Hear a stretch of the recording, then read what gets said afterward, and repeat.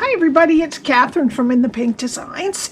I'm an independent Stampin' Up demonstrator, so the products that I use you can purchase from Stampin' Up through me at the address at the top of the screen. It's also linked below. This is my host code. If you're going to be spending anything less than $150, please put this host code in, and I can join on them all together and send everybody that purchases a little something. Okay, my project today is a pretty quick little box. Opens like this. And inside here, I have a Hershey, a Nestle Crunch, and a Reese's Peanut Butter Cup. So it fits quite a bit. And if you don't put the Reese's Peanut Butter Cup, which is kind of large, you can fit a whole bunch, like Kit Kats will fit, Twix will fit, all of that. And it closes with a 3/8 inch Velcro dot, but you don't have to do that. You can use a clip up here, or you can punch holes and tie it if you want. It measures 3 3/4 by 2.5 by 1. Alrighty, and I use the Scary Silhouette dies for the house and the bats, and the Stylish Shapes dies for this moon circle. I also use the Brights Designer Series paper. This is Mango Melody, the tag behind it, and this is the Black and White Designs Designer Series paper. Alrighty, so what we need for this is we need, from the Scary Silhouettes, we need one of the houses and 2 of the little bats, which is really, you can mass produce these really nicely because they give you 3 of the little bats, 3 of the big bats, 1 moon, and 1 house. But the bats, you could cut out 3 of them every time, so that'll be quicker. Okay, so we need 1 piece of basic black that is 7.5 by 4 3/4, a piece of the Mango Melody Brights Designer Series paper that is 1.5 by 6 inches. We need 2 pieces of the Black and White Designs Designer Series paper that are 2 1/4 by 3.5, and we need this 1 dotted circle from the Stylish Circle dies out of Daffodil Delight, and the circle is approximately 2 1/8. So if you don't have the Stylish Shapes dies, you can use about a 2-inch circle. All right, so let's get my Simply Scored.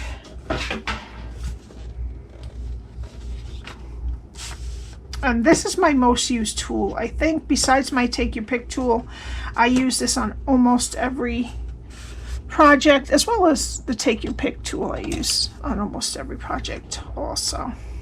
All right, so we're going to start on the 7.5 inch side, and we're going to score at 1/2, 3, 4, and at 6.5. We're going to turn it to the 4 3/4 inch side, and we're just going to score at 1, and that's it.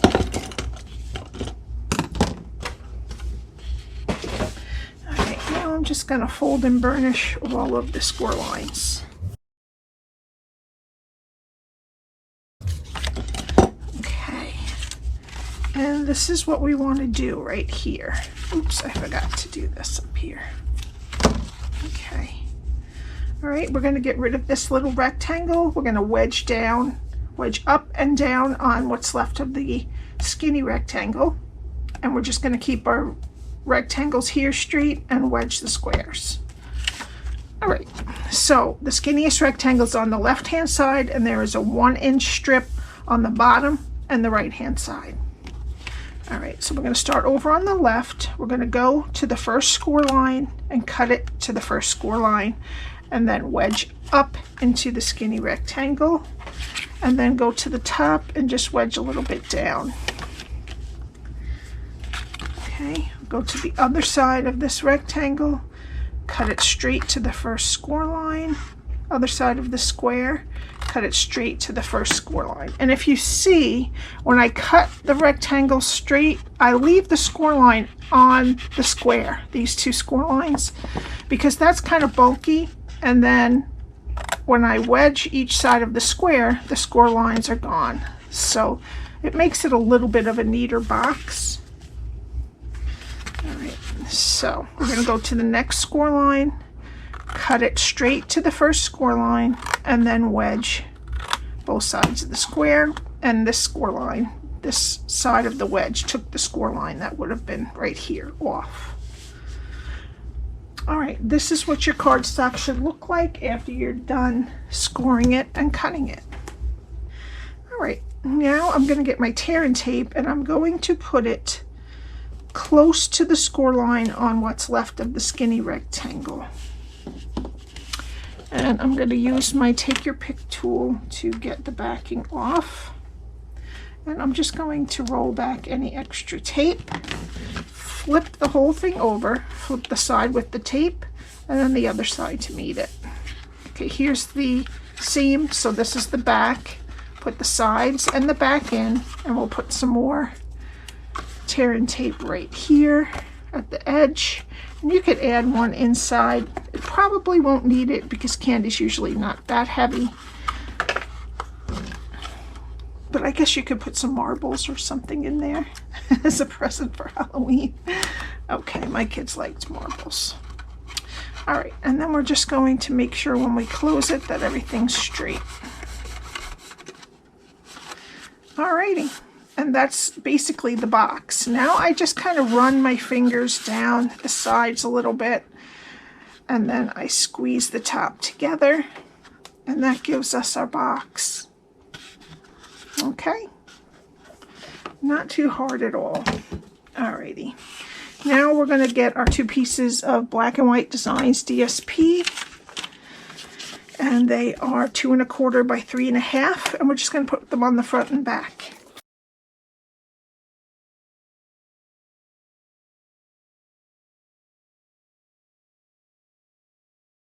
Alrighty, now we'll just let that dry. Oops, and I forgot what we're going to do with this piece. We need our Simply Scored again, and it is the Mango Melody Brights Designer Series paper. It comes 6 by 6, so you just have to cut it 1 1/2 inches wide, and we're going to score it at 3 1/2 inches.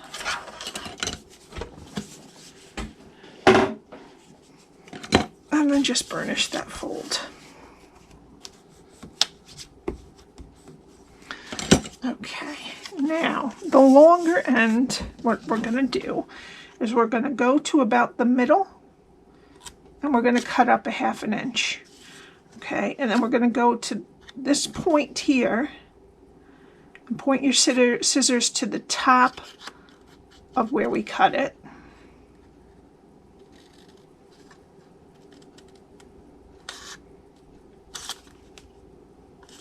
A little more. There we go. And then the other side, this point to the top of where we cut it.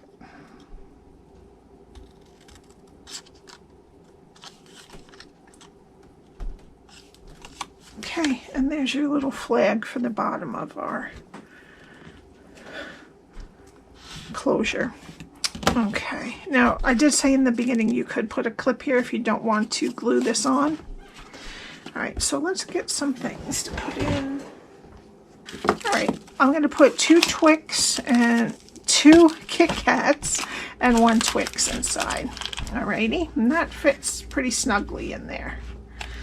Okay, and then what we're going to do is we want to attach the back half of our 1 1/2 inch strip to the middle of the back of the box. I'm not going to put glue all the way up to the score line because I don't want it to squeeze out. I'd say about 1/4 inch down from it. I forget which is the front. There we go. Okay, this is the back. And we're just going to make sure that that score line is above it. And then just press. You could even close the box and fold it over so you're sure that that goes well there. All right, and then I'm just going to put it like this to dry, and we need the rest of the pieces here. Okay, so we're going to put our house towards the left and as far to the bottom as you can get. It can hang over just a little bit if you want. And I'm just going to glue that on.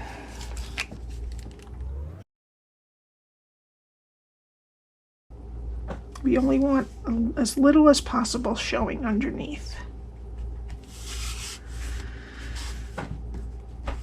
All right. And then we need our take your pick tool. We're going to use the sticky end. Oops. I'm going to turn these spats over to the right way.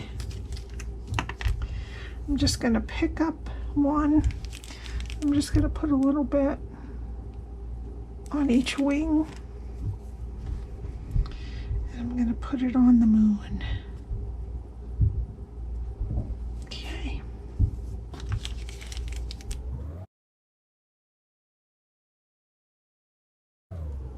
Okay. Now,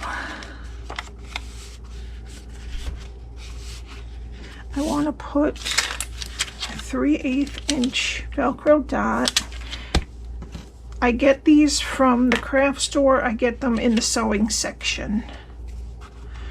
I'm going to take one. I'm going to put it right about 1/8 of an inch below the point of our tag, and then I'm going to put the other side, whoops, on top with the facing towards the adhesive facing you. And I'm going to squeeze the box closed and just gently rub it on there, and then just pull it up gently. Oop, worked fine. And then you can just reinforce those. And now our box is nicely closed. And again, those are 3/8 inch, if I didn't say it before. Okay, now we need some dimensionals. And what I'm going to do is I'm going to put 3 straight down the middle, just so that it stays nice and secure.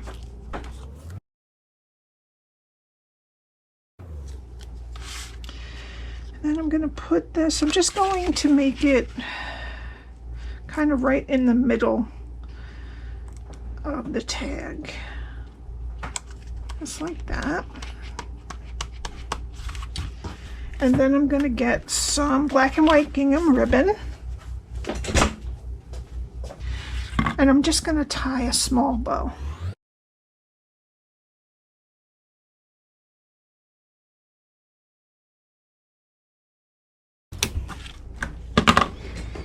Okay, and then I'm just going to put 3 glue dots right on at the back of it. And I'm going to use my take your pick tool again to put them on the back.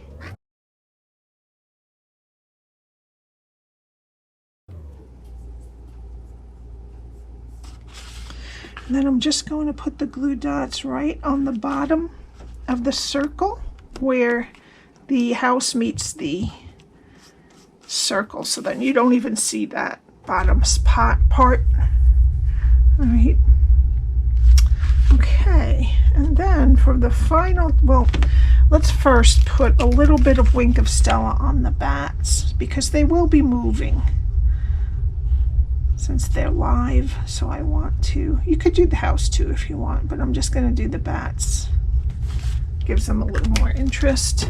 And for the final touch, I'm going to take some of these 2022 to 2024 In Color Matte Decorative Dots, and I'm going to get the Parakeet Party ones, and I'm going to put, oops, my goodness, one right here, and then a small one up there, and then a large one. Goodness, I think I have to replace this because I'm down to the end of it. And then a large one up right there. Okay, and that's it. That was a quick one. I hope you enjoyed this. The link to my blog is down below, which has all of the measurements and the supplies. The supplies are listed below too, but the blog, I write out exactly what I do. And if you would like to subscribe, I would love it, and hit the like button. There is a special going on till the end of August. When you join my team, you get a free $50 planner and stamp set that matches, that goes with the planner. And of course you get $125 worth of product for $99 and free shipping on all of it. They'll automatically send your planner in with the goodies, and you can get Stampin' rewards too. Alrighty, so if there is any questions, my email is below. Thank you very much, and I will see you next time. Bye.